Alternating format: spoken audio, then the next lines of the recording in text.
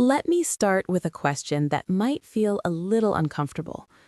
When you hear the word creator, what image pops into your mind? A single, all-powerful God standing outside the universe, snapping reality into existence? If that's your default setting, don't worry, you're not alone. But today, I want to gently mess with that picture. Not to replace it with another dogma, but to open it up, crack it a little, and see what's actually inside. Because Brahma, the creator in Hindu cosmology, is not who most people think he is. And before we go any further, let me be clear about my limits. I'm not here to preach, convert, or claim ultimate truth. I'm here to connect dots, compare stories, and ask questions that ancient thinkers asked long before us. You don't have to agree with me. In fact, I'd prefer it if you didn't, at least not right away. Now, Brahma is traditionally known as the creator god, part of the Trimurti. Brahma the creator, Vishnu the preserver, and Shiva the destroyer. Sounds neat, almost too neat, like a cosmic management team. But if you stop there, you miss the point entirely. Here's the first myth-busting moment. Brahma is not the most worshipped god in Hinduism. In fact, temples dedicated to Brahma are extremely rare. That alone should make you pause.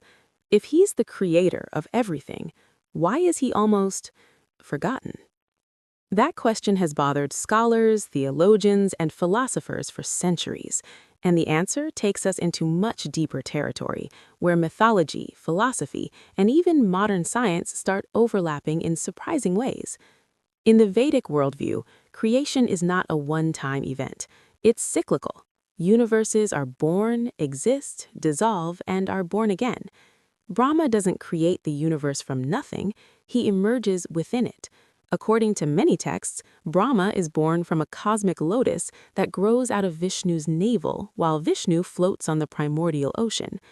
Already, this should feel less like Genesis and more like a symbolic diagram.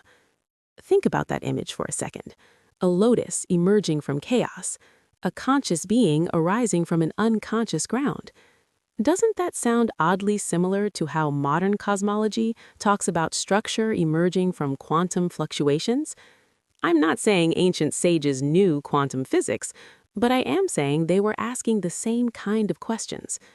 Where does form come from? How does order arise from chaos? And is the creator separate from creation or part of it? Brahma represents creative intelligence, not raw power. He doesn't rule the universe like a king, he understands it into existence. In many depictions, Brahma has 4 faces, looking in all directions. This isn't about surveillance, it's about total awareness. Creation, in this view, is an act of knowing. Now here's where things get really interesting and maybe a bit taboo. In some Hindu texts, Brahma is criticized, even cursed.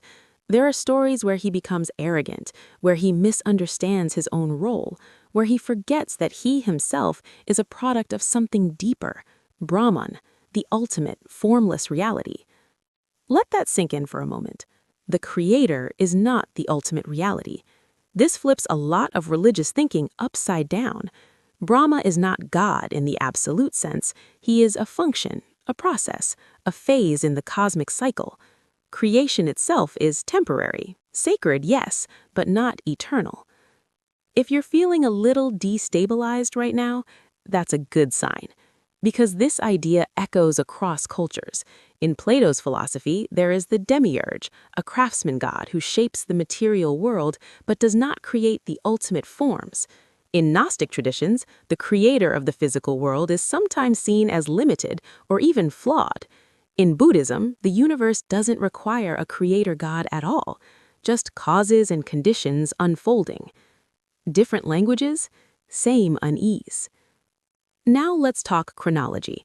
The earliest Vedic hymns don't even focus heavily on Brahma.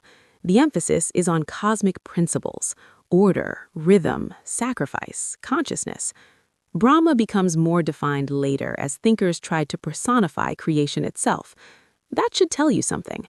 Gods often emerge when humans try to explain processes that are too big to grasp abstractly. So maybe Brahma isn't a who so much as a how. Here's a metaphor. Imagine the universe as a film. Vishnu is the projector, keeping the film running. Shiva is the editor, cutting and dissolving scenes. Brahma? Brahma is the screenwriter, structuring the narrative, shaping possibilities, but not controlling how the audience interprets the story. And here's the uncomfortable part again. If Brahma represents creative intelligence, then creation is ongoing. It's happening now, through us. In some interpretations, human creativity, art, language, science, imagination, is a micro-expression of Brahma's function. Creation didn't stop at the beginning of time, it localized itself. That raises a dangerous question.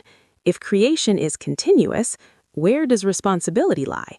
Not with a distant God, but with conscious beings capable of shaping reality through thought and action.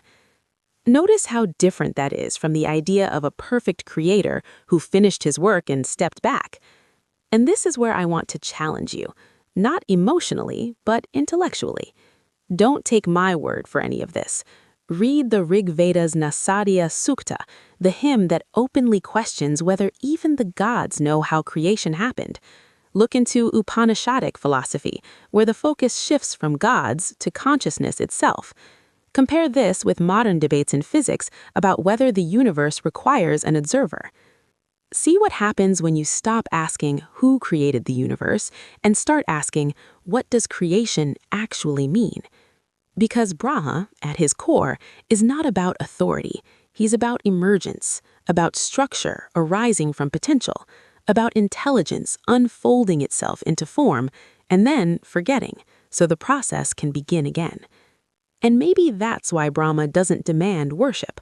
Maybe that's why he fades into the background. Because once creation is set in motion, the creator steps aside. So the next time you hear the word creator, don't picture a throne in the sky. Picture a process, a question, a moment when possibility turns into form. And then ask yourself, quietly, honestly, what are you creating right now? That question might be far more sacred than any answer.